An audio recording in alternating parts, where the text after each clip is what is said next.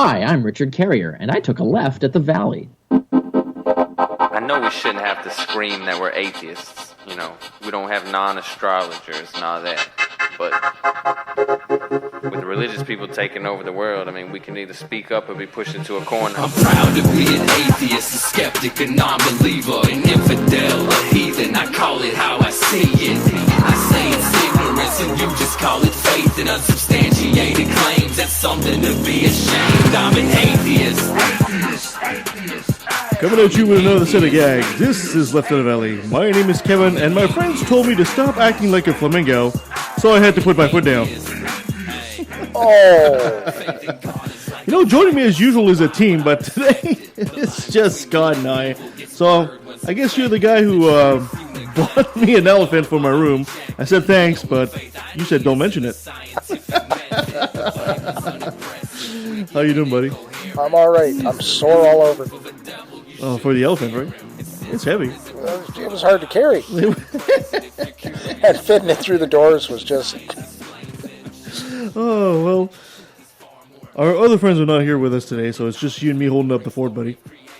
Nancy's down visiting some friends, and Christina has had a bit of a little car accident. So we hope she's okay. Yeah, she's okay. She's just sore, so she excuses herself for not being here. So we're going to have a bit of a solo show, just you and I today, and we're going to be playing the interview we did early on this week with Dr. Richard Carrier. Oh, that was awesome. Yes, that was a bit of a little lesson in history, and I'm sure our listeners will benefit greatly.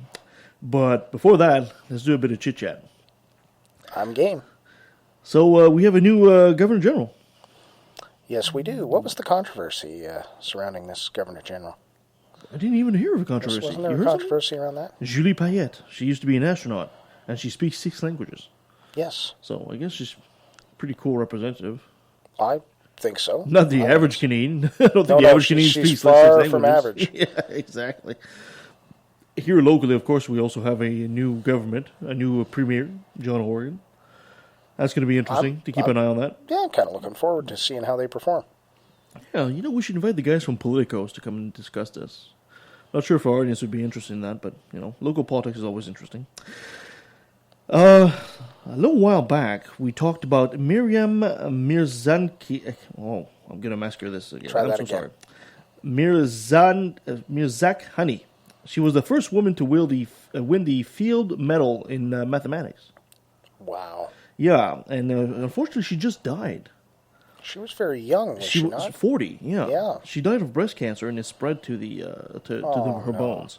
That's horrible. She won the prize in 2014. That's, you know, breaking the glass ceiling, I guess, for her in that sense.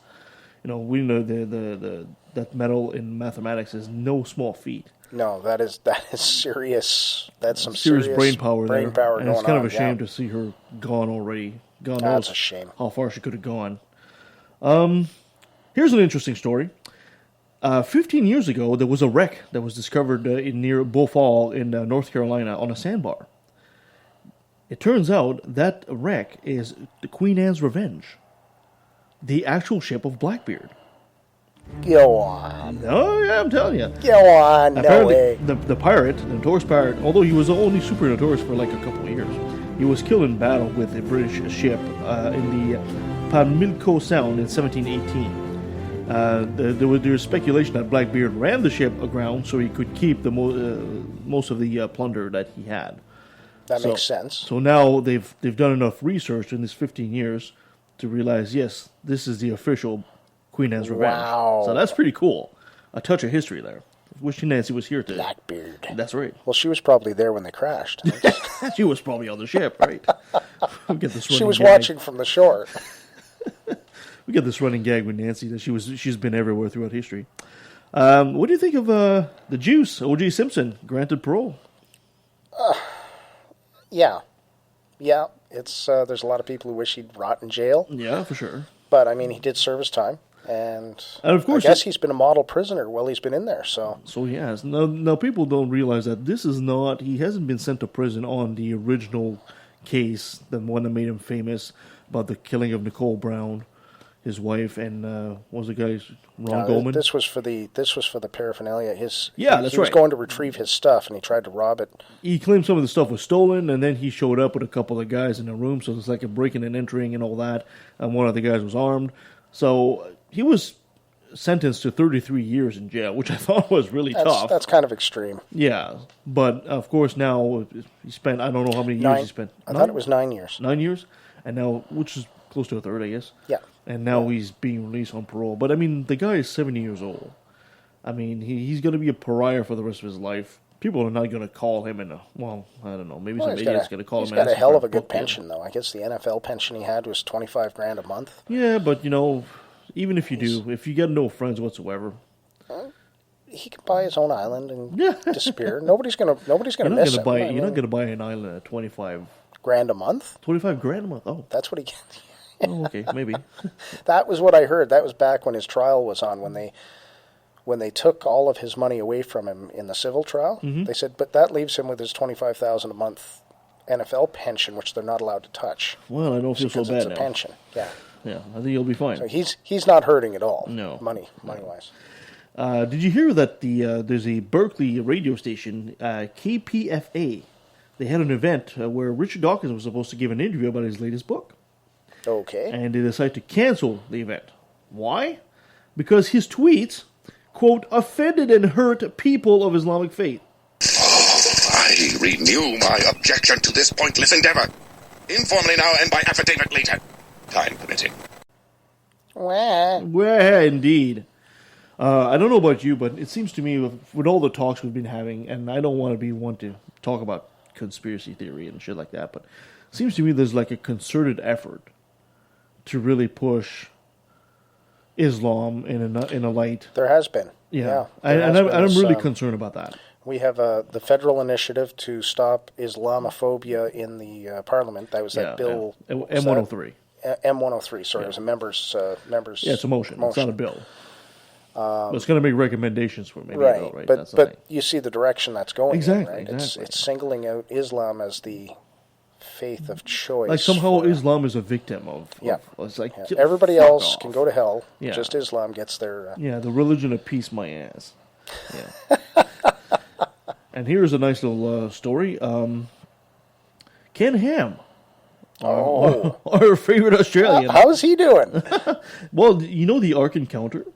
Yeah. You know how we said it was going bankrupt? Yeah. Well, he decided to, this is in Williamstown, Kentucky, right? Williamstown decided to put a tax, they call a safety fee, to put that on ticketed attractions, right? They were supposed to basically 50 cents per ticket.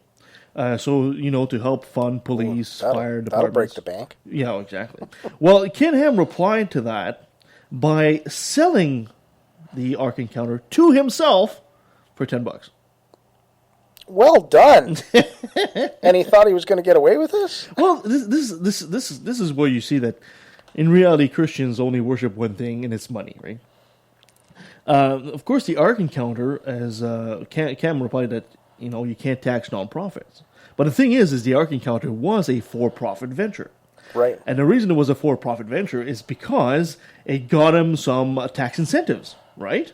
To the tune of $18 million, I believe. About that, right? From the state, So you could receive some tax incentive. But now that they're about to put a little tax on it, and of course, Williamstown, Kentucky is realizing that it's nowhere near the manna from heaven they were hoping the Ark Encounter would be.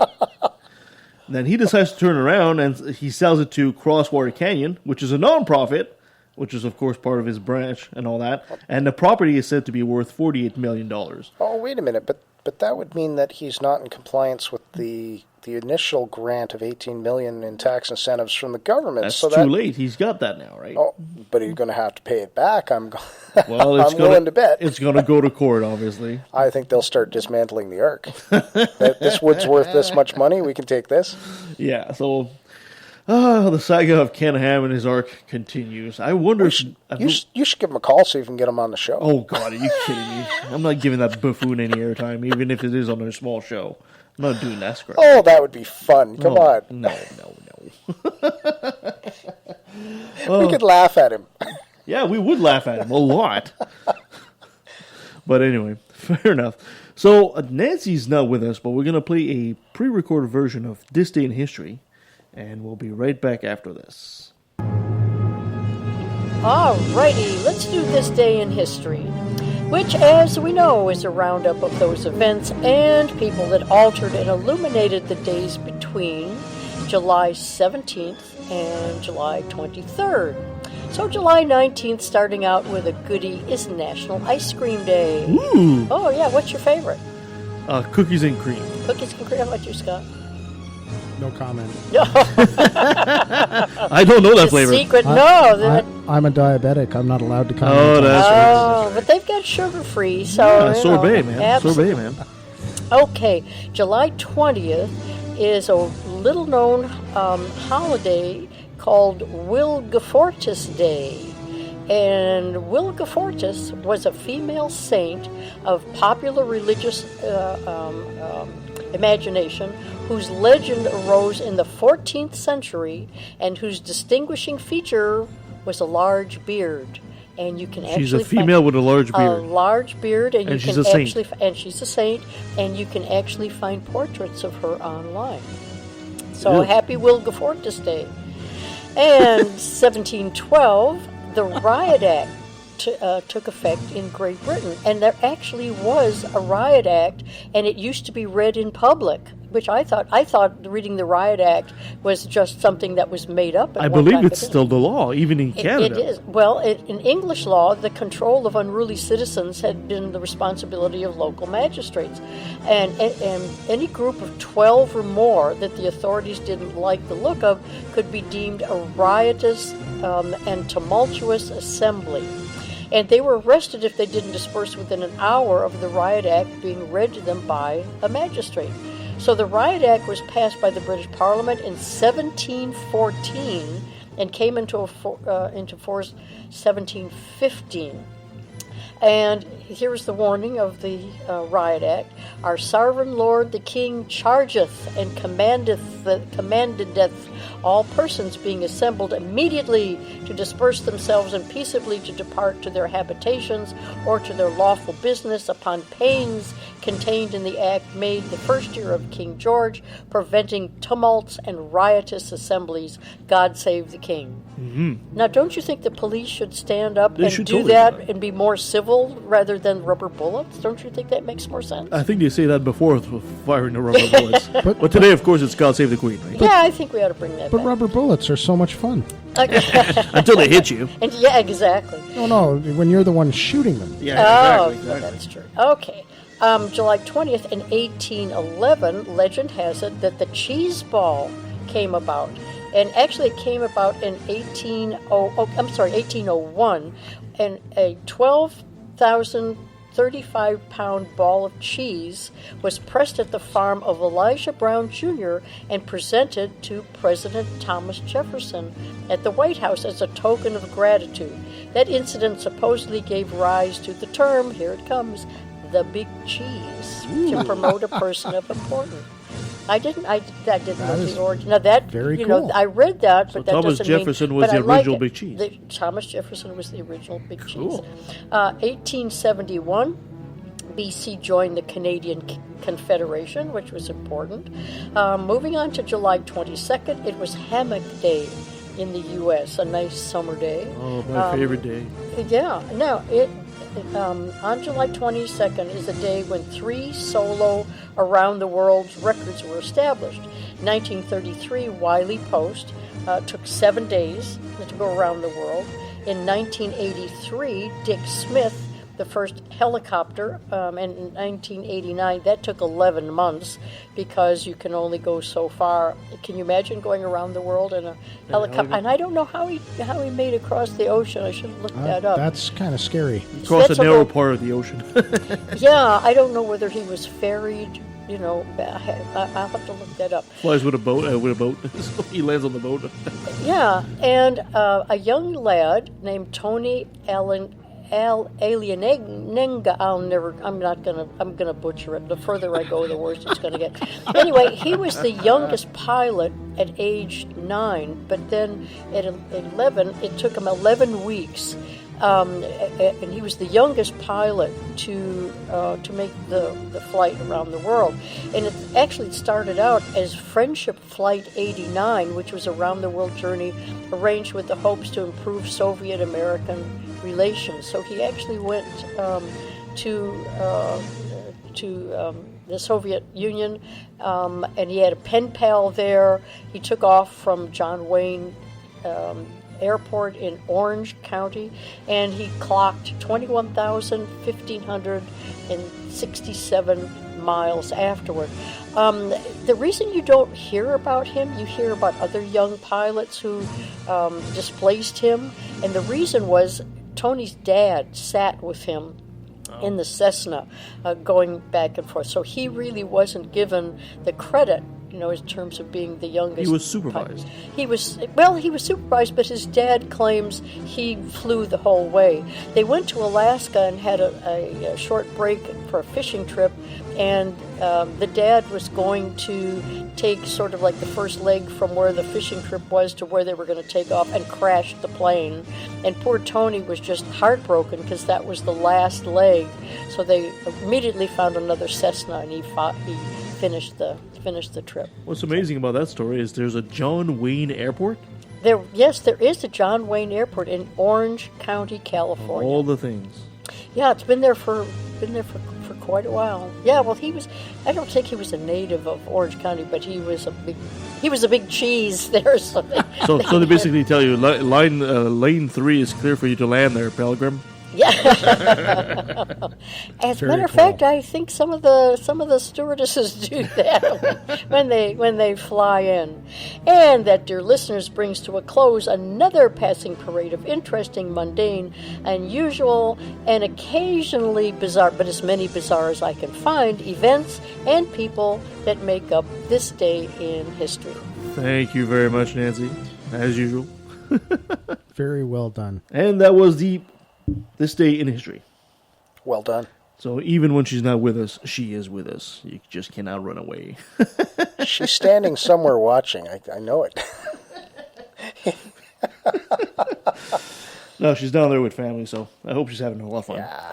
So in the meantime, before we go to commercial and we go to our interview with Richard Carrier, let's do our segment that we like called Another Brilliant Moment. Another Brilliant Moment brought to you by religion. You watch UFC by chance? No, I don't. No. Well, My brother does. There's a fighter who said he'd win a fight because God surrounds him. He's a warrior of Christ, a soldier of God. And you know what happened? He lost. Of course. Yoel Romero, a.k.a. the Soldier of God, was hoping to claim the UFC interim middleweight title. And before his fight against Robert Whittaker, he was fully confident he'd make the match because God had his back. Ow. Jesus! Romero yelled, pounding his chest before working up a sweat at the Park Theater in the Monte Carlo Resort Casino. And why will he come out ahead against his younger upstart who's already knocked off one of the contenders to be? Because God is on my left and God is on my right, Romero said. Wow. I guess Whittaker didn't get the memo because he later defeated Romero in a unanimous decision. That is so sad. Well, you know... Why do people believe, honestly? God can do anything except beat chariots of iron. Don't you know that? That's in the Bible somewhere. It's in the Bible somewhere. So the guy must have been riding an iron chariot to the rink or something.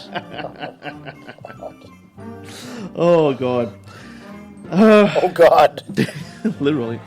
Here's another interesting story. You know, there's been a lot of weird things happening in South Africa when it comes to Christianity. Over the last year or so, South Africans have to find out the hard way that there are some dangerous, odd pastors roaming the country. Some of them are spraying congregants with doom to mixing retex with holy water. The latest crazy pastor is doing something thankfully less dangerous, but still just as insane. Pastor Paseke Motsonig, better known as the controversial Pastor Mboro.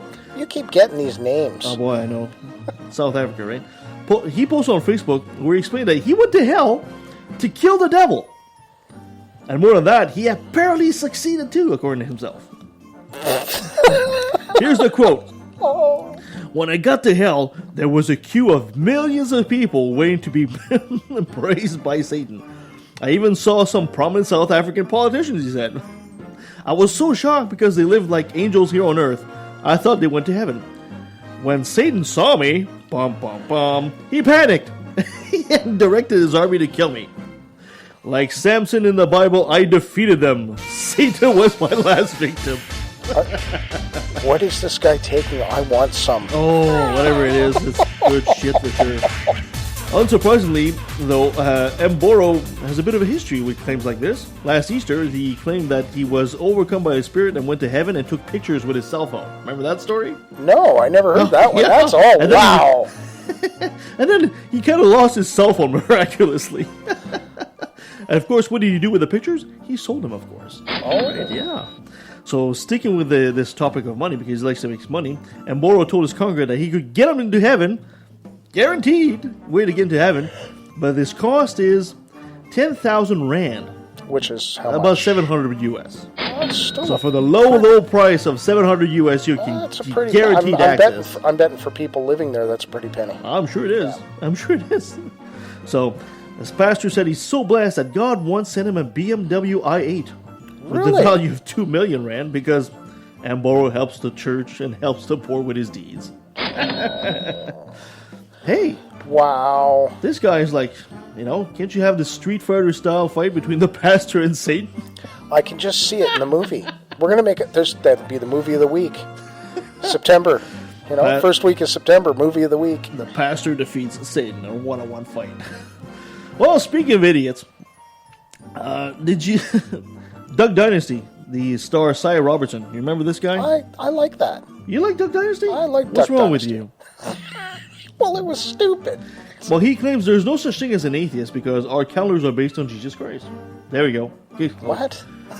Our calendars are based on Jesus Christ. So there's no such thing as Left of the Valley or atheist or anything like that. Might as well close the show.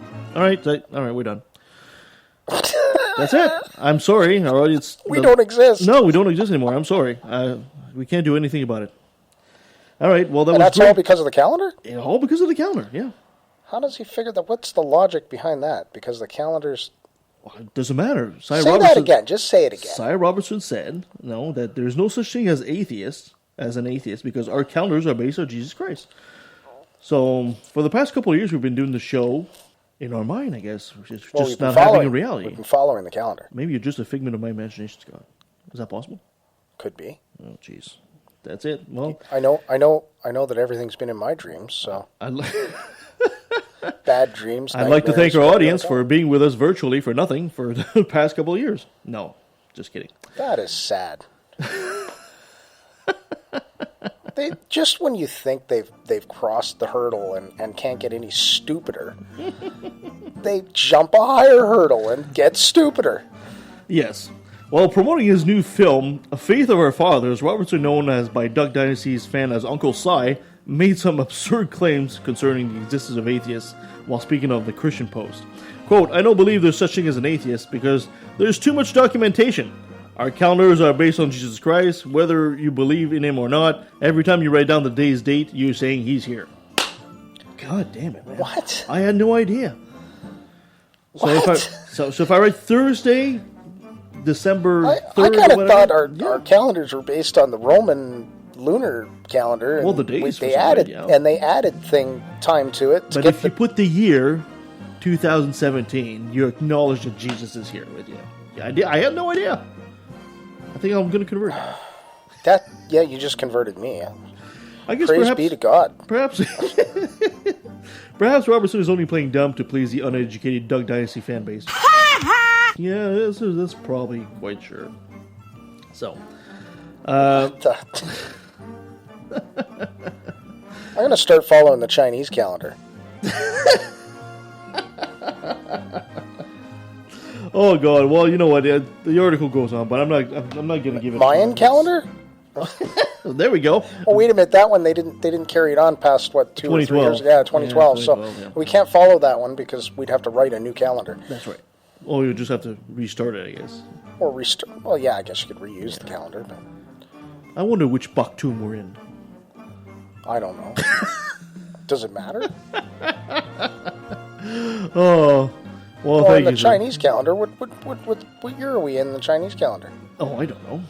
I have no idea, but that's okay. Anyway, thank you, sir. And we'll be right back with Dr. Richard Carrier. Stay with us.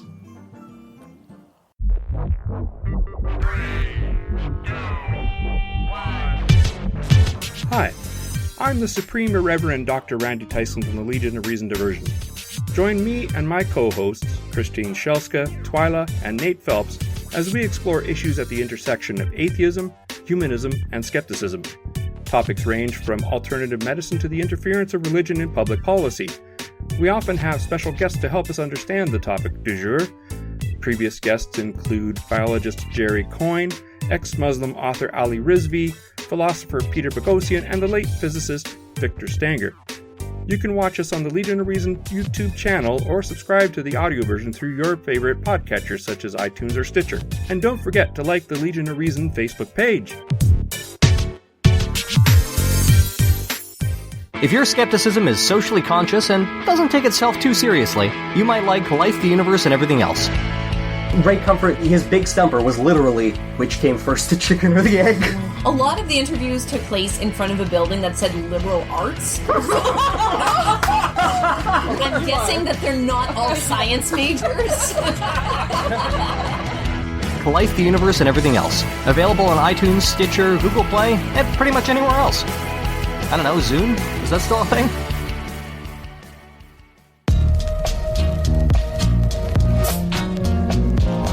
Whoever is led to believe that species are mutable will do good service by conscientiously expressing his conviction. For only thus can the load of prejudice by which this subject is overwhelmed be removed. So what you know about natural selection? Go ahead and ask a question and see where the answer gets you. Try being passive-aggressive. Hey guys, with us online we have Dr. Richard Carrier. He's a historian, and he's our friend, and he's a snappy dresser and a snazzy dancer. Dr. Carrier, welcome back to the Fraser Valley. Hi, yeah, thank you. You're welcome to come back anytime you please. We loved having you here when you were doing the... Should you say that at the end of the interview? You don't say that at the beginning. You say that at the end. Oh, okay. Yeah. I may repeat it at the end. I'm gracious that way. Dr. Carrier, you're very well known in the States. You might not be as well known up here in north of the 49th parallel. Would you be so kind to give us a brief introduction as to who Richard Carrier is? Yeah, I have a PhD from Columbia University in ancient history and have a long history of doing atheist activism and philosophy and religious history and stuff online and in print. So if people want to know way more about me, you can go to richardcarrier.info. That's .info. Online, that has my website, it has my Facebook page, my Twitter account, my blog, and my curriculum vitae, and all my books and everything. I've written 8 books. The 8th is coming out the end of this year, and yeah, I write about ancient science. I write about origins of Christianity. I write about contemporary philosophy. I write about like what philosophical beliefs should atheists have, not just what we don't believe in, but what we should believe in. So I've written things on that and so on. And that's the kind of thing that I do. I tour both countries and speak on my books and other topics. And that's basically my life. Okay. Well, since you talked briefly about that, we might as well promote your new book. So tell us about your new book, Doctor. Yeah, that's The Scientist in the Early Roman Empire. Ooh. And it's the lengthy sequel to what came out last year. It's available now, and that's Science Education in the Early Roman Empire. And that book, which people can get now, is basically it's a short little book about the entire education system of ancient Rome, including pop culture. Like, where did people who didn't go to school, how did they learn things? From juries and plays and public speeches and things like that. So the whole education system with a focus on the science content. What kind of science was conveyed to whom at what levels? And so on. What was science education like in antiquity? And what does that represent about the values of the ancient world? And often in comparing it to the Middle Ages, for example. And then the book that's coming out this year is The Scientist in the Early Roman Empire, which expands on that. That's, that now they got the education part covered. I'm covering the rest of the story of who were scientists in the early Roman Empire? What did people think about them? What did they do? What did they accomplish? Was there scientific progress? Were they aware of progress in the sciences? Those kinds of questions. And it really will be basically a full history of science up to the Roman Empire with a focus on the status of things during the Roman Empire. Do you feel in your research you've discovered maybe that the ancients, for lack of a better term, let's call them the ancients, have a natural scientific curiosity as much as we have now? Maybe less, maybe more? Yes, in fact, it's very distinctive of Greece and Rome, is this full integration of the value and merits of curiosity. It was fundamental, both religious, among both the religious and the non-religious, pagans and atheists, or agnostics of the period, pantheists you might call them, of that period, were all very much highly esteemed curiosity about nature that drove scientific inquiry. It's very, very different from what position the Christians took, and definitely solidified in the Middle Ages, which is curiosity is dangerous. It leads to heresy. So they were very, very suspicious of curiosity. It was not a value they supported. The Christian attitude of curiosity is not a virtue. Is that a uniquely Christian thing, or is that more of most religions had that kind of mentality at the time?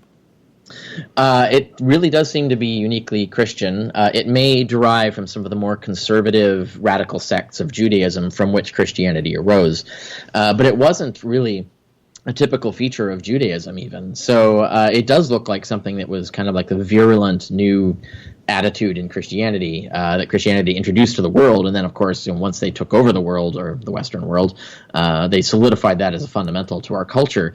And then by the time you get to the Renaissance, you have these few Christian mavericks who want to rebel against this Christian model of being anti-curiosity, and they had to fight really hard, rhetorically and in every other way, to get curiosity respected again. And really, you look around today, they still haven't fully won. There are still the number of Christians who are anti-curiosity just shrinks and shrinks. So there are still a lot of anti-science Christians today, but they did ultimately prevail by the time you get to the scientific revolution, and that was actually what led to the scientific revolution, was finally overthrowing this 1,000-year-old Christian regime that was anti-curiosity. And they were anti-other things, too. They were anti the idea of evidence as the final authority, that evidence can trump any authority. It can trump the Bible, it can trump the Pope. No authority can stand above evidence, and therefore you always go to the evidence to argue a case. This respect for empiricism as the final authority on facts of nature and everything else, that was also not really integrated in Christianity. Christians were very much against that. The Bible came first, usually. And they were willing to compromise on that in some respects during the Middle Ages, but you still had factions who were against allowing evidence to trump an authority, and that had to be argued back again. So the pagans already believed that evidence can trump authority. They were not a scripture-based religion. But it took a while to recover that once it was lost in the Middle Ages, this respect for empiricism. And this other idea that you can have progress, belief in progress, that there is progress and knowledge, that it's valuable and worth pursuing. That was very much a pagan idea. And you see it all throughout Greece and Rome. They not only believed in the value of progress, they recognized progress existed and could occur, and so it wasn't impossible. When you read the early Christian writers, they're all talking about, well, scientific knowledge doesn't really make any progress, that it's all just conjecture, it's just a bunch of human opinions arguing with each other, it never gets anywhere. They sort of lost this belief that there could be progress in knowledge, in knowledge of the natural world.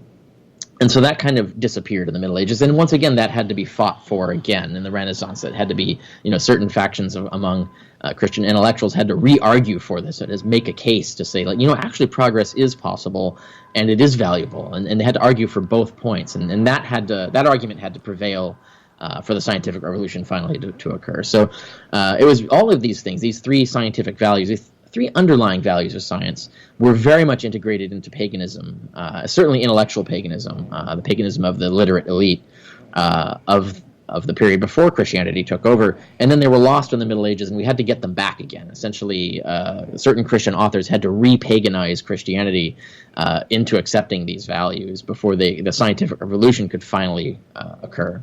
That is incredibly interesting.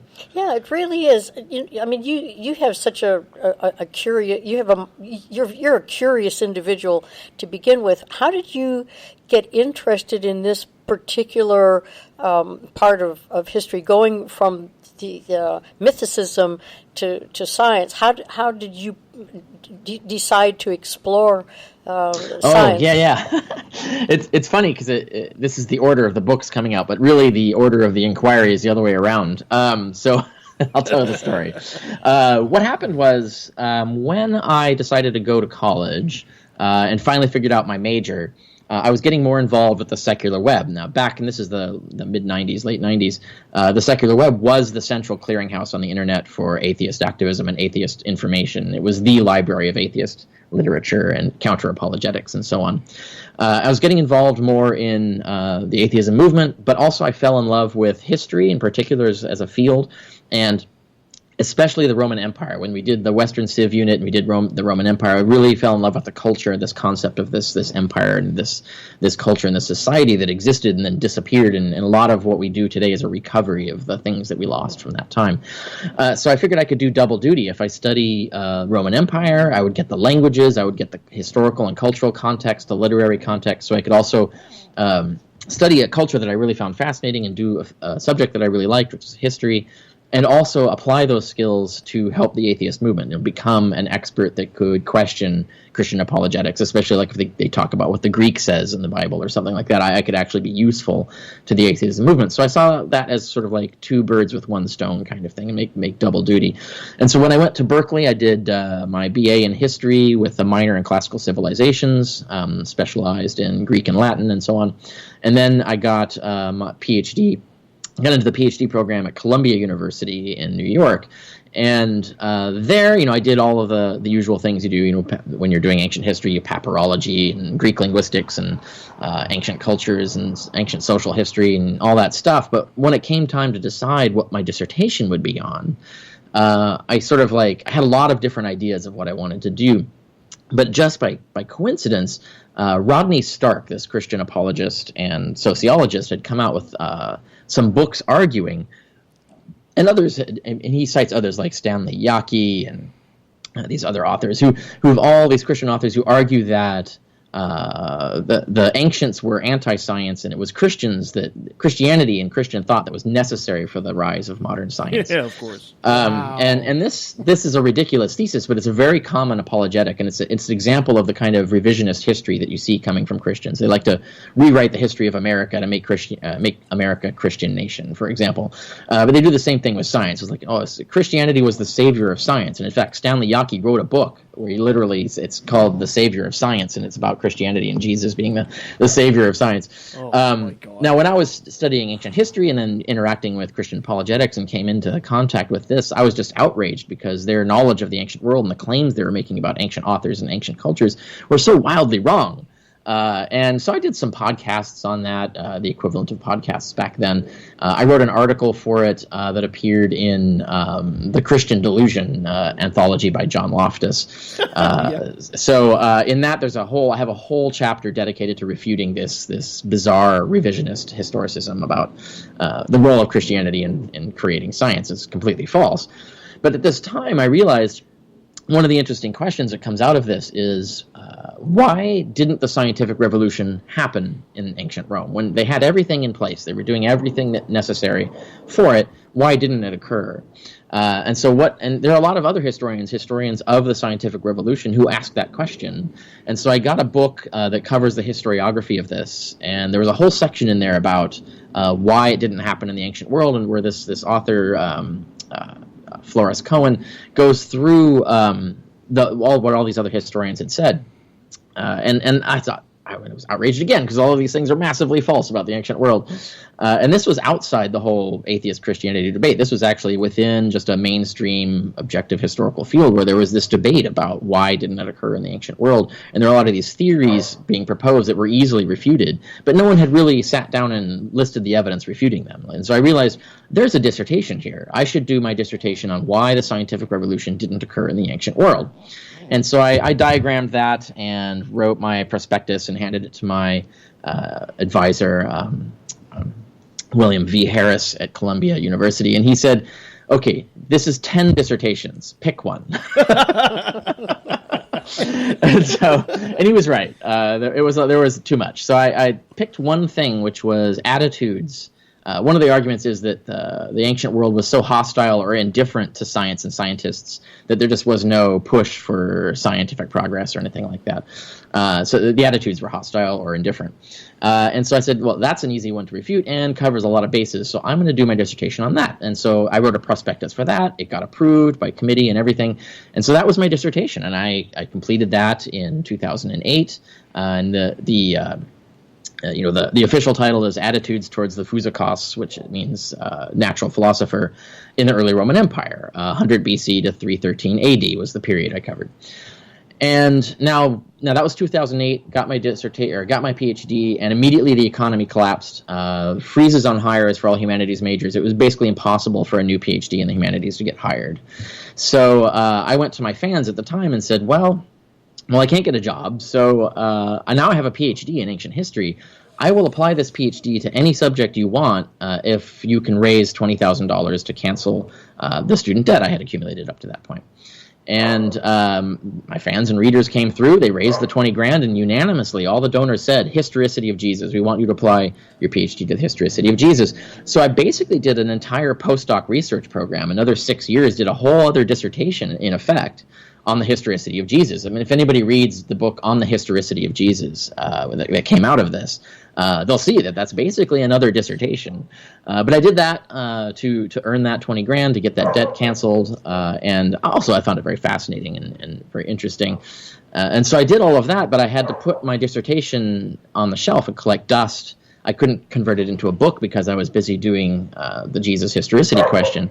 So I finished that, 2014, published On the Historicity of Jesus, and realized, well, I should blow the dust off my dissertation and turn that into some books now. And so I went back to my PhD roots and my dissertation and turned it into 2 books. One is the science education book that came out last year, and the next is the one that's coming out this year. You are so creative and resourceful. Oh my God, yes. And I totally understand when the professor says that's 10 dissertations, because you take any one of Carrie's book and they're big books. It's so true, yes. You've got a lifetime of books sitting and just waiting to be written. Yeah, it's true. And I people often comment, like, your books are so thorough. Like, that's like you just really cover everything. And I learned that from William Harris, who's my advisor at Columbia University. All his books are kind of like the definitive book on the subject he writes on, such that no one in the field can write on that subject honestly and not interact with his book on whatever it is. So he did ancient literacy, he did Roman imperialism, he did ancient rage. So he did a whole book on beliefs and attitudes about rage and anger in the Roman Empire. He did a book on dreams and hallucinations in the ancient Roman Empire, dreams and religious experiences. So every time he does one of these books, they're like really just a decisive, thorough. He just beats every bush clean. Like, there's just every fact is in there. And so I learned that from him. Like if you're going to do a book on something, make it a book that people have to read if they're going to cover that subject, that it's going to be definitive in that field.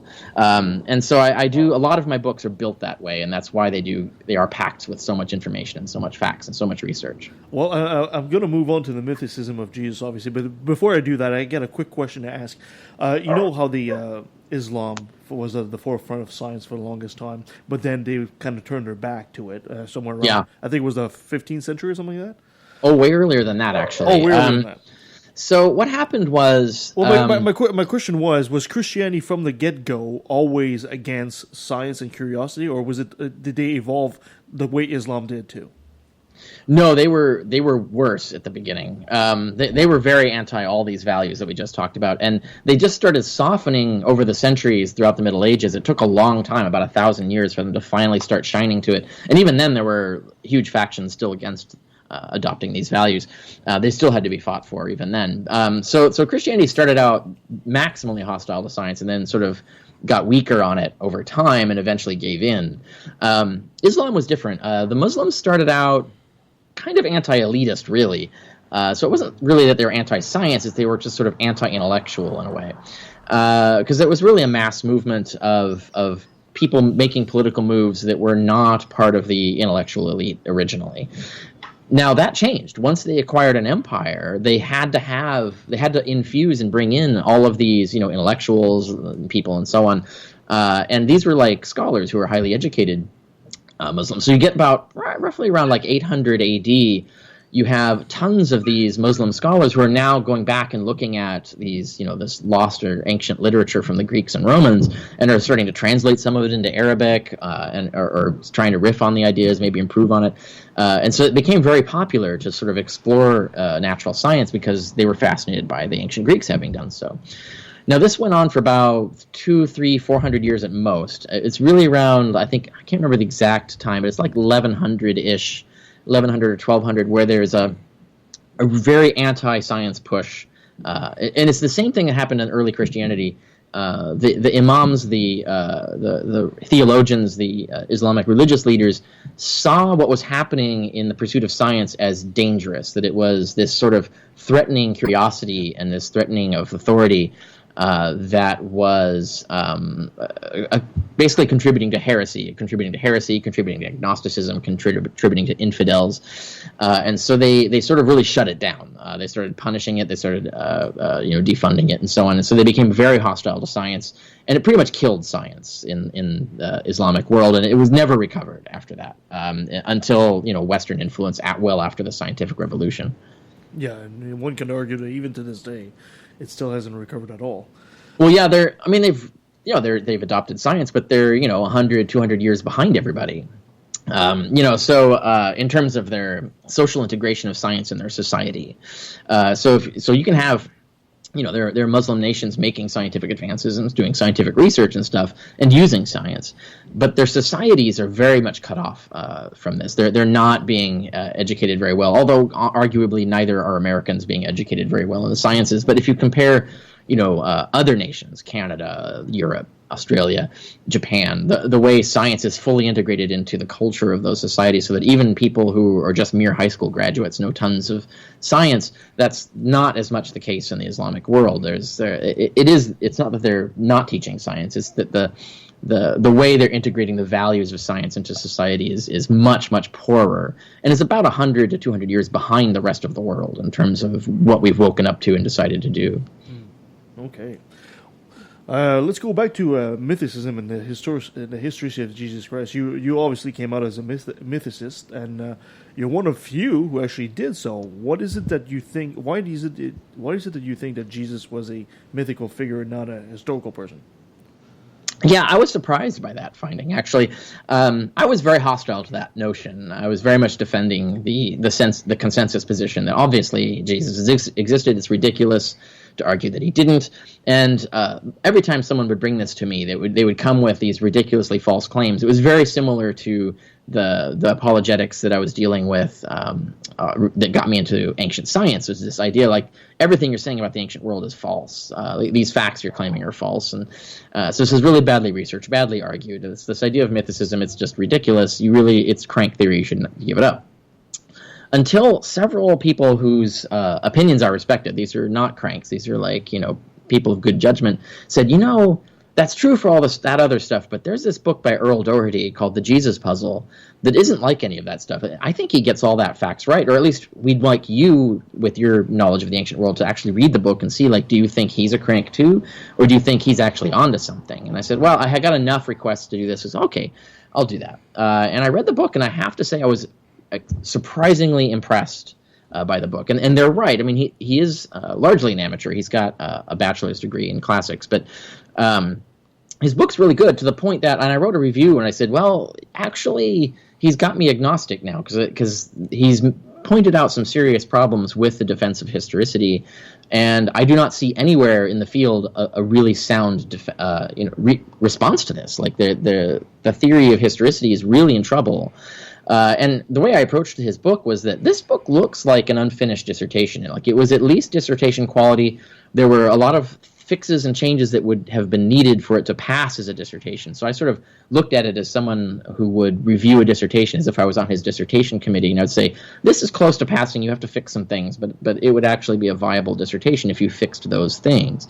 And I wrote a review online where I pointed that out, these are the things that need to be fixed. But otherwise, it's pretty good. And I was surprised by this. And so I came out as that, well, now I'm not so sure about the historicity issue. And then of course, when I did got my fans to generate basically a postdoc research grant to actually study this subject, I said, okay, this will be my chance to actually really sink in and see if, can I really can I defend historicity? Like, does it hold up? Like, can I go and do what the field has not done and actually defend historicity against these pretty good arguments by Doherty? And I tried and tried and tried. I spent 6 years, and it just got worse and worse and worse. The evidence got worse, not better. The more I studied it, the more suspicious the evidence became, the more the evidence disappeared or dissolved. And then once you start picking at a thread, it just unwinds. And so by the time I finished, I was like, actually, I think odds are Jesus didn't exist. I think the Doherty thesis is fundamentally correct, that Christianity began with a revelatory being. Jesus was an archangel who just appeared to people in visions, not as a guy walking around Galilee, and that his story of taking on the flesh of a Jewish Davidic body and being crucified by the great powers and so forth, that this was a cosmic drama, something that happened essentially in outer space, very similar to what was taught about Osiris. And that's in the neighboring province of Egypt. They had a mystery religion where the public story was that Osiris was a pharaoh who lived on Earth in history, and they have these gospels with him walking around and doing stuff in history, and then he dies, and then his body is torn up, and then his wife reassembles his body and resurrects him, and so on. But the story that was told behind that was that there was no such pharaoh, that these are all allegories. The true story was, and we can confirm that, by the way, there was no Osiris pharaoh. He's a non-existent person. So the stories putting him in history were false, for sure. But the priests taught people who were inducted into the religion that, no, actually, that's all allegory. The reality is that Osiris descends in outer space below the moon, where he's killed by another god up in outer space just below the moon, and then he resurrects there and reascends to heaven, and thereby keeps renewing his power over life and death and power over the universe. And so there was actually this cosmic Osiris drama going on that was actually behind the fake biographies of Osiris. And that's the way the religion was teaching it. And this model, I think, fits exactly the evidence we have for Christianity. I think Christianity was doing exactly the same thing. They had the real story was this cosmic drama that was revealed through hidden messages in Scripture and through revelations and dreams. And then, lifetime later, people started writing these fake stories, just like they did for Osiris, making Jesus into a person who walked around in history. And so when you look at the order of evidence, you look at all the telltale signs, you look at the parallels and so on, this fits the evidence better. And I think that's what actually happened. But the historicizing church dominated. Essentially, they became the ones in charge in the 4th century, and so they were the ones who got to decide which books would be preserved for us to see them, and in what condition they'd be in. So they doctored a lot of manuscripts, they destroyed a lot of manuscripts, they threw away a lot of stuff. So we only get to see the evidence they want us to see, and they only wanted us to see evidence supporting the historicity of Jesus, because their claim to authority in the church was based on this sort of their own fabricated myth of being descendants of the first apostles who were handpicked by Jesus in life. So they invented this sort of political story that justified their dominance over the churches of Christianity, and they used that and fabricated tons of stuff. So we have tons of fake letters, tons of fake gospels, not just the ones that are in the canon, and tons of other fake stories and fake histories and stuff to try and justify the historicity of Jesus. So the lens that we're seeing history through has been hugely distorted. So it's kind of like a detective novel. You have to look and see, like, okay, people are scamming us for the evidence. We have to figure out what really happened that explains this sequence of events, this sequence of evidence that we are allowed to see, and what snuck through this filter. What did they forget to destroy, and that kind of thing. So it's a really challenging task to get at what really happened. But we have enough information, I think, to have a pretty good idea that it's probably the same story that happened in Osiris cult, that it was really started as a revelatory being undergoing a cosmic drama, and then he was transferred to history in myths later, and that was eventually sold as the truth. And so the book, on the historicity of Jesus, I go through all the evidence and all the parallels and everything that we have. And I also, in that book, of course, that book's peer-reviewed. So it's actually a peer-reviewed monograph published by Sheffield Phoenix, which publishes off of the campus of the University of Sheffield. And in that book, I eliminated, I don't have anything in there that I couldn't corroborate. So if I couldn't find it factually attested in the ancient sources, it's not in there. So if you want to see the difference between well-founded arguments for this and a lot of the garbage that you see on the internet, a lot of dubious claims like the Zeitgeist film and all of that stuff, this is the book to get, because it actually has the well-researched, thoroughly sourced stuff, and it excludes all the things that I couldn't corroborate. So there are a lot of claims made about the god Horus, for example, on the internet that don't hold up. There are a lot of claims made about Mithras that don't hold up. But what's in my book is the stuff that does hold up. Wow. Okay. And you know, to me, that is absolutely stunning. And I think personally, as a lay person, I think what speaks most to me about the mythicism of Jesus is the lack of contemporaries of his time. You know, there's nobody that seems to have walked with Jesus to ever said anything about it. I mean, we haven't even found a receipt for carpenter tools from him or something like that. You think we'd find something? Yeah. Now, so this is interesting. So if you're going to believe the Gospels are literally true, then that's a problem, because Jesus in the Gospels is portrayed as fabulously famous. He's famous all across Syria. He's doing all these famous, amazing, hugely public things. There's no way no contemporary would notice this or mention it or describe it in the sources. But the response that's usually given, and this is the response given by secular historians, Christians use it too, although they when they do, they're contradicting themselves, because the secular historians can do this, and they can say, actually, no, Jesus really didn't do any of those famous things. The Gospels are just making a bunch of stuff up about him. He actually was never that famous. He was just a total nobody, and it took 100 years or more for his cult to grow large enough for anyone to even notice it. And therefore, we don't expect any references to him in contemporary sources, so that we can't argue from the silence of the sources that he didn't exist. Now, that, to me, is a valid argument. Now, it doesn't help Christians, because the Christians have to admit that the Gospels are making tons of stuff up about Jesus, that Jesus was actually a total nobody who was hardly influential at all, and even his sect didn't even get any notice, hardly, until like 100 years later. That's a hard pill already for Christians to swallow. But secular historians are completely comfortable with this, and in fact, it is kind of like the mainstream view, or at least the most common view, is that Jesus was actually this total nobody, and it just took lifetimes later for that to spin out into something bigger. So at the time, no one noticed him or cared, and so that's why we don't have contemporary attestations of Jesus. And that's an entirely credible theory. There are tons of sages and wise men and so on that were not attested, or were barely attested by their contemporaries, because they were such minor figures. And there were actually more famous messianic figures in the early first century in Judea that did get noticed, in Josephus, for example. Jesus, the secular historians argue, just wasn't that popular. He just wasn't that well known. These guys are way more famous, usually because they were involved in huge military actions, but or suppression of their cults and by the tens of thousands. So I don't. And in the book, I don't score that as arguing for the non-existence of Jesus, the fact that we don't have contemporary attestation, because I'm willing to grant that Jesus probably, if he existed historically, he probably was a nobody.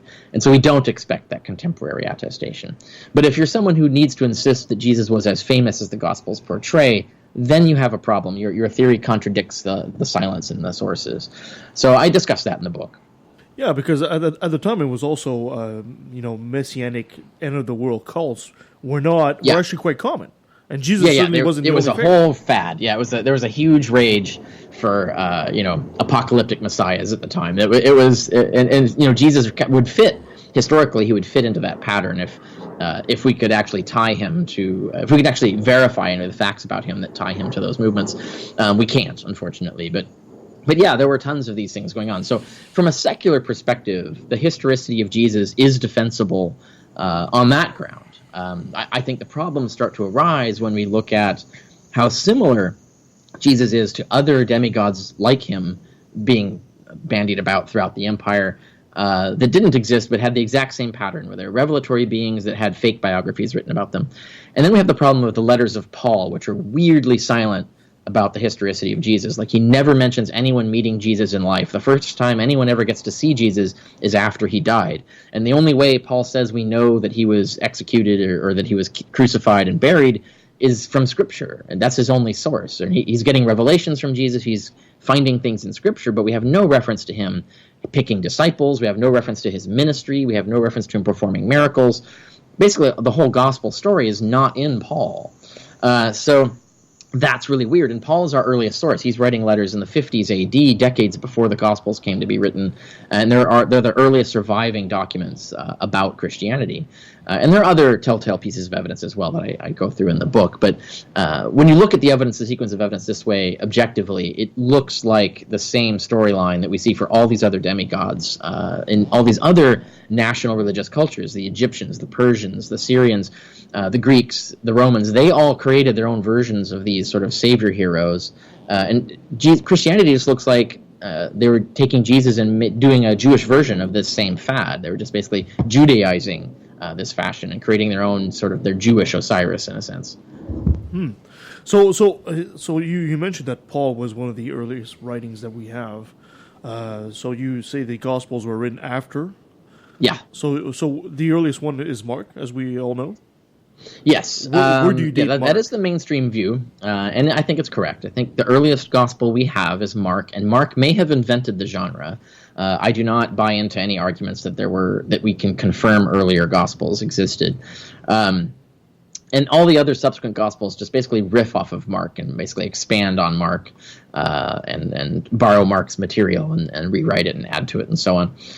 So really it's Mark. And Mark is clearly writing after the Jewish War, which ended in 70 AD. In fact, the Gospel of Mark is very much a response to the war, because the war was one of the most existentially devastating events in Jewish history, because it led to literally the destruction of the Jewish temple and the Jewish temple cult on which the entire salvation system of Judaism was based. So this was an existential crisis in Judaism. This is like, why would God allow the destruction of his own house and the destruction of the whole system of salvation by which we depend? Why would he allow that to happen? And of course, you have all these different sects of Jews coming up with their own responses to this. The rabbinical Jews had a response to this, and some of the fringe anti-temple Jewish sects had responses to this, and so on.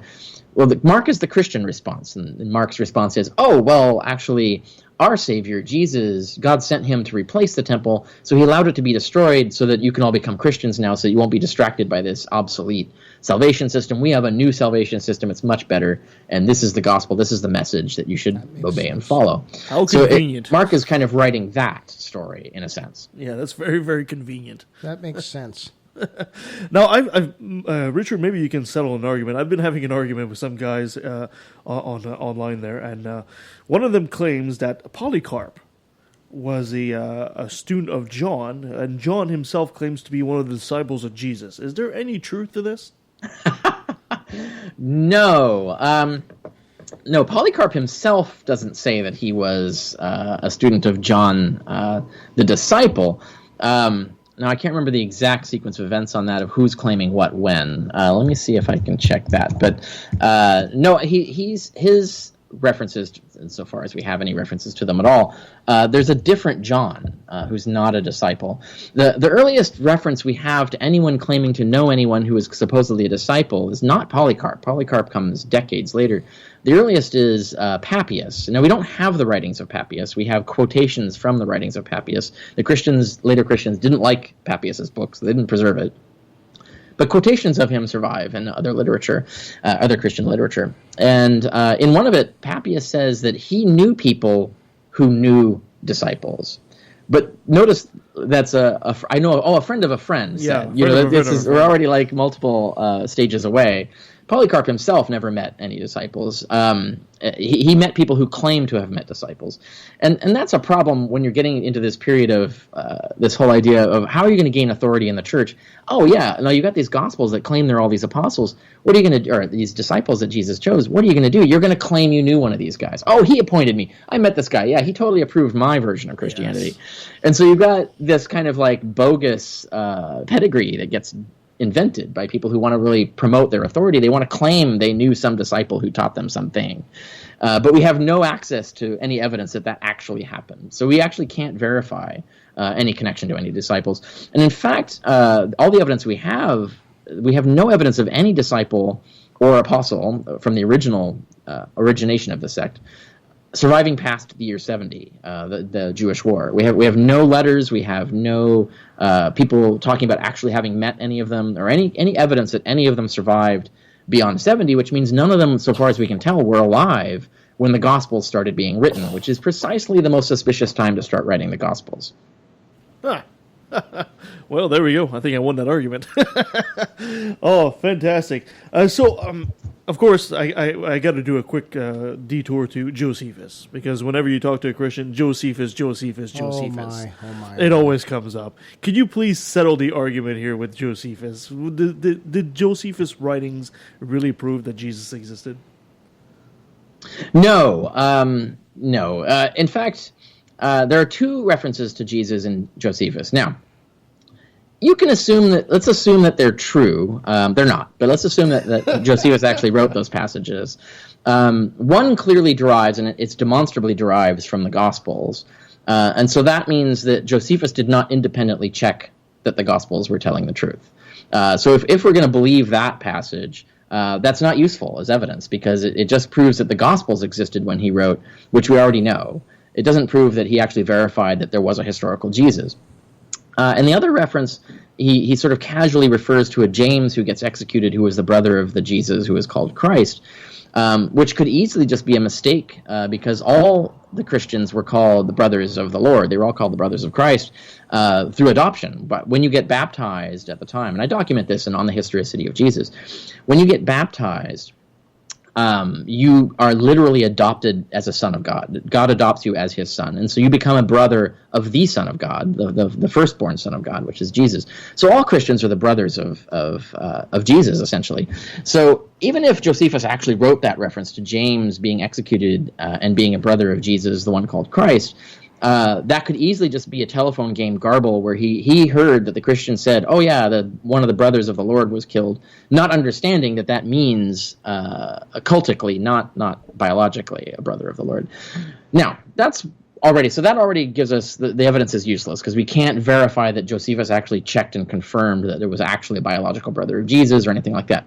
It gets worse when you actually look at the evidence surrounding all of this, where both passages are clearly interpolations. They were added later. Josephus never wrote them. The one full passage that matches the Gospels, pretty much all scholars who are not Christian fundamentalists agree that it's been forged, that someone has at least meddled with the text, if not fully inserted it. And in fact, the evidence is very strong, line by line. None of it would have been written by Josephus. I talk about this on the Historicity of Jesus. Lots of scholars agree with that it's a forgery. Josephus didn't write it. The other passage where he references Jesus, or James, the brother of Jesus, the one line, basically the two words that says the one called Christ, that specific line, just the idea of attributing Jesus to being the Christ, that appears to be an interpolation that someone put in accidentally. It looks like what's called a scribal note. Oftentimes in manuscripts, and we have many examples of this in all kinds of literature from antiquity, a scribe or a scholar would write a note in the margins or in between the lines, and a later copyist who's making a copy mistakes that for accidentally omitted text, and therefore tries to be helpful and inserts that into the text, thinking that it was accidentally left out, when in reality it was just someone writing a note in the margins. And we have lots of examples of these kinds of, they're called scribal or accidental interpolations. You have lots of these interpolations of marginal notes in ancient manuscripts. The external evidence very much confirms that that's what happened in this case, that Origen, who's a Christian scholar of the early 3rd century, had no actual knowledge of this being in Josephus's manuscripts at the time. He confused a manuscript of Hegesippus, which is this Christian author, with Josephus, and that led to all kinds of confusion later. But the line wasn't there at the time, so those two words weren't there at the time. Originally, it looks like when Josephus wrote that passage about James, the brother of Jesus, he's talking about a different Jesus, the Jesus who gets appointed to replace the guy who killed James in the story. It's a whole long story. But anyway, I've written an article under peer review demonstrating this, outlining all of the evidence that shows that the interpolation occurred sometimes in the 3rd century after Origen and before Eusebius. And we've got evidence to document that. My paper on that, which was published in academic journals, is reproduced in my book, Hitler, Homer, Bible, Christ, which also has all my other academic peer-reviewed journal articles in it. So people who want to follow up on that. But I do summarize it on the Historicity of Jesus as well. Fantastic. I guess I got to ask, I know studying ancient history, it's kind of a weird question to ask, but is there any new insights on what's been going on in the past? What do you mean? Well, recently, any new discoveries that we should be aware of? You mean relating to Jesus or sure. Relating to Christianity? Oh, sure. Not really. So I wrote a blog recently about mummy gospels. There's a lot of bogus fake news coming out. It's all the rage now to write fake news about these amazing new discoveries that are bogus, that didn't actually happen. So you got to be on the watch out for that. The closest thing we have that could be something, and it still hasn't resolved into anything yet, was there was a claim made by a Christian apologist that so you know I don't know if you know about the Hobby Lobby family, the Green family. Oh, yes. In the United States. Not only do they try to interfere with women's birth control that work for them and use religious justifications for it, but they also have created the Museum of the Bible in D.C., which is going to open soon, where they're going to put on display basically all this black market shit they've bought. They've bought tons and tons of looted, basically loot, stuff that was probably almost certainly stolen, dug up by looters, not legitimate archaeological finds. So, and in fact, they're being investigated by the federal government for antiquities fraud, for engaging in buying of unprovenanced artifacts and supporting the looting industry and so on. And so they were fined $3 million too. Yeah, it couldn't happen to a nicer family. Yeah, well, he's got a lot of money, so I'm sure he'll get off. But but anyway, that's going on. But the thing is one of the things that's so he's got this huge private collection, and a lot of that stuff has never been seen by any scholars. It's never been seen by archaeologists because it wasn't dug up properly. It was not dug up by official archaeology, and it's not been seen by any other scholar or expert who would publish on the artifact. So there's a lot of these manuscripts and things that he has that haven't been looked at yet. He's just been holding them in his private collection, and now they're getting attention. He's going to put them in the museum, so now he's hiring scholars, legitimate scholars, to look at the evidence and publish on it.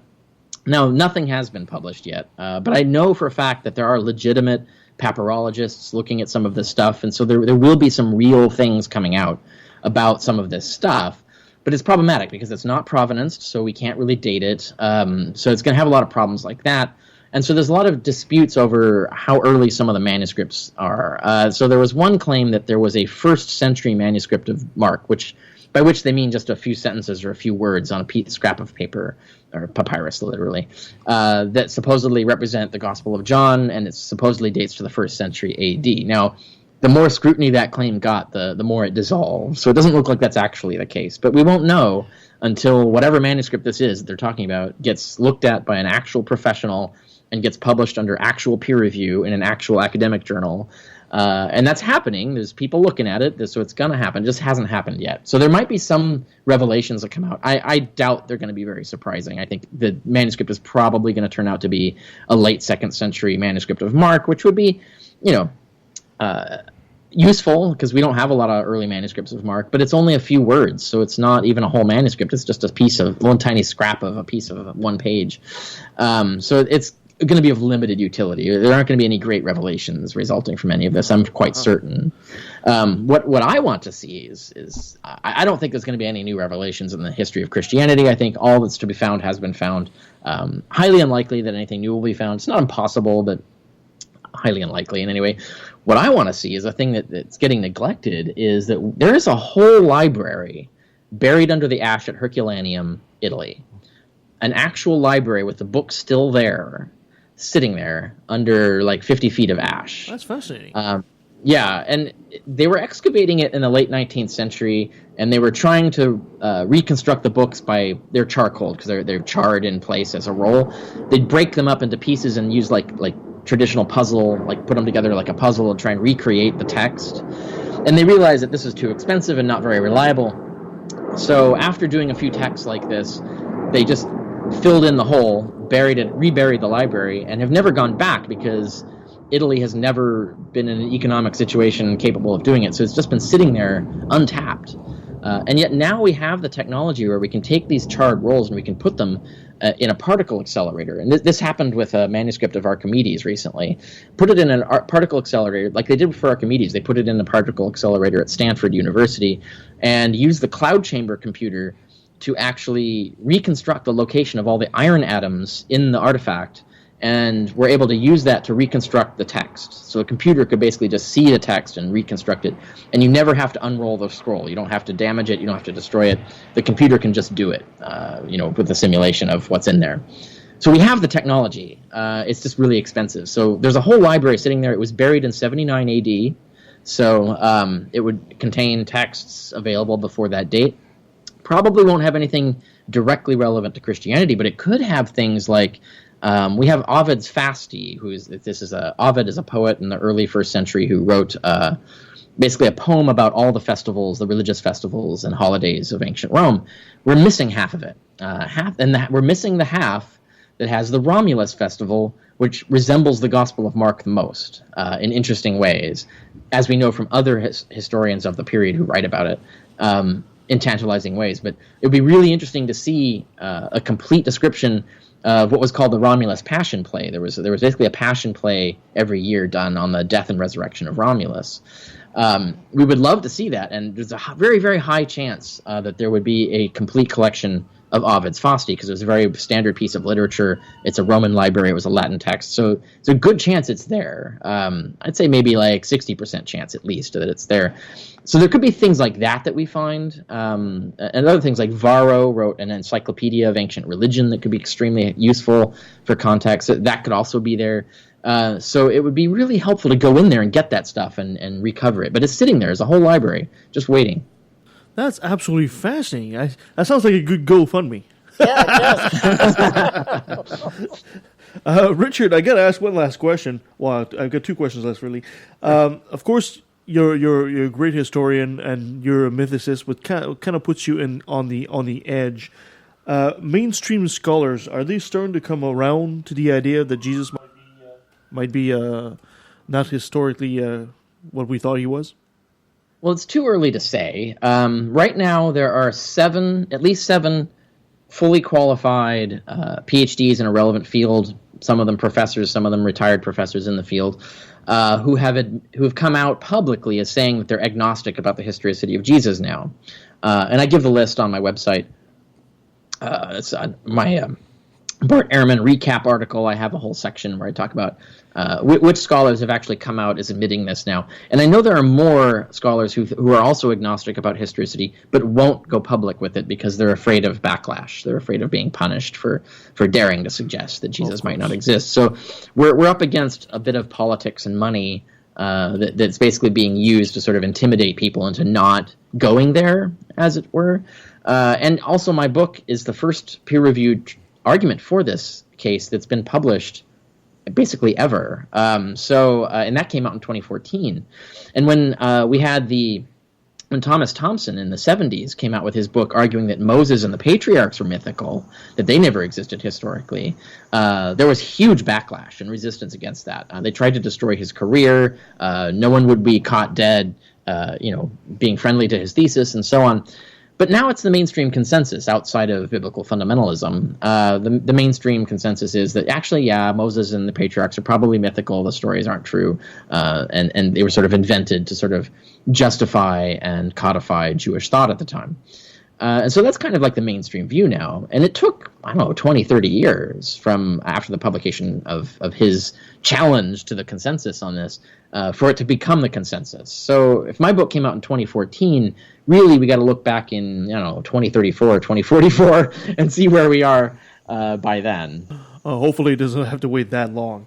Thank you so much, Dr. Carey, for being with us today. So what's next for Richard Carrier? Where are you going? Where can people find you? Well, this is great for a Canadian audience because I'm actually doing a massive Canadian tour coming up next month. In fact, what cities am I hitting? I'm going to appear either doing a talk or doing a pub meet where you can just come over and hang out and have a drink and maybe buy some of my books. I get them signed. If you already have books, bring them and I'll sign them. I'm going to be in Vancouver, Kelowna, Calgary, Edmonton, Saskatoon, Regina, Winnipeg, Kenora, Thunder Bay, Sault Ste. Marie, Toronto, and Waterloo. Wow. So I'm doing doing all those cities all the way across Canada. Eventually, maybe next year I'll do Eastern Canada. I still have to do Eastern Canada, but I'm going to get all the way as far as Toronto. Well, Toronto's pretty Eastern from Canada Vancouver. right Well, after the tour, you're going to end up moving here. You realize that. Forget Columbus. Exactly. Enjoy Columbus while you can. Keep your eye on Kelowna. We've got some fires coming up, so make sure you're in contact with your Kelowna backers. Yeah. Perfect. Well, it'll still be a month. That's still a month away. And for anyone who's up there in Canada, near any of those cities, who wants to see me, just go to my website and look for my Canada tour, and all the details are there. Perfect. Right on. Richard, before I let you go, I got to ask one favor. Can I get you to say, "Hi, I'm Richard Carrier, and I took a left at the Valley"? Hi, I'm Richard Carrier, and I took a left at the Valley. And that was Richard Carrier. Woohoo! Dr. Richard Carrier. What a fantastic interview that was. It was. Yeah. He was absolutely awesome. Yeah, and I've learned a lot. I mean, I always learn a lot. And I told him on the interview. And whenever I speak to Richard Carrier, I get this urge of putting my nose to a history book or something like that, because it's so fascinating the way he looks at it. Although I don't think I'd be anywhere near a good researcher like he is. He seems to have the researching down to a fine science. And he's super organized. Have you ever noticed that? Yep. Yeah. Anyway, hope you guys enjoyed the interview. Well, thank you, Scott, for joining me for the show. Thanks for having me in again. Helping me hold up the fort. Somebody's got to do it. Exactly. Somebody's got to keep an eye on me. You can find us at leftatthevalley.com. You can find us on Facebook, on Twitter at LETV. You can send us an email at leftattvalley@outlook.com. If you sign up for places like Block Talk Radio, they will actually send you an email whenever the show's about to air. And if you'd be so kind, give us a 5-star review. It helps others find the show. That'd be great. Coming up, we got a hell of a month coming up. Next week we'll be talking about, has feminism gone too far? We have a guest that says yes. That'll be interesting and controversial. In August, we have Randy Tyson's wife, Rhonda, and she was a nurse in Ghana, and she's an atheist nurse in Ghana. She's going to talk about her experience. We're also going to be talking to Marissa about being a transgender woman. Karen Garst, the author, is coming on the 19th. We also have Veronica Drantz is going to be talking about, remember that little thing we talked about, the baby that was not a sign of sex at its birth? Right. We're going to be talking about the biology of that. We're getting into some interesting shows. Oh, These that's are some really interesting topics. In September, we'll have our old friend Del Rey come back and talk to us about recovering from religion. And we'll also have a show about the whole Bernie Sanders thing down in the States. Oh. We have a guy doing a documentary. He's going to come and interview us on our podcast. That should be interesting. Wicked. See what Canadians thought of the whole Bernie Sanders saga in the States. On the 23rd, our good old friend Arn Raw returns. That should be nothing but interesting. And, of course, we also have the legendary Jerry Coyne talk about evolution. We've got a packed couple of months here coming up. So You've been working hard. I've been working hard on getting these people. Jeez, I hope people understand that. Not easy. I have to pay all these people to come to our show.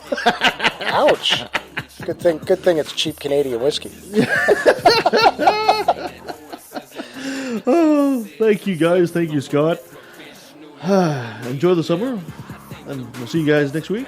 Next week. Until then.